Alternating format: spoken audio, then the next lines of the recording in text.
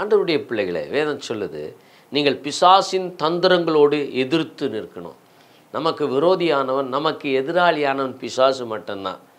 மனுஷர்கள் நமக்கு விரோதிகள் அல்ல. மாம்சத்தோடும் இரத்தத்தோடும் நமக்கு போராட்டமே இல்லை. நமக்கு ஒரே ஒரு எதிரி தான், அது சாத்தான்.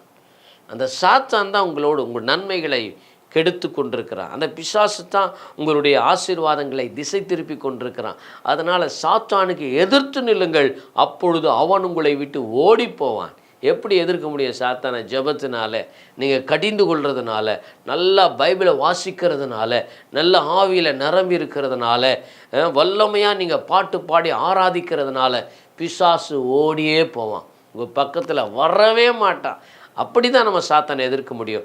நல்லா ஜெபம் பண்ணுங்க, ஆவியில் நிரம்பி நில்லுங்க, சாத்தானை கடிந்து கொள்ளுங்க. நிச்சயமாக பிசாசு உங்களை விட்டு ஓடி போவான். நீங்கள் வெற்றி பெறுவீர்கள். God bless you.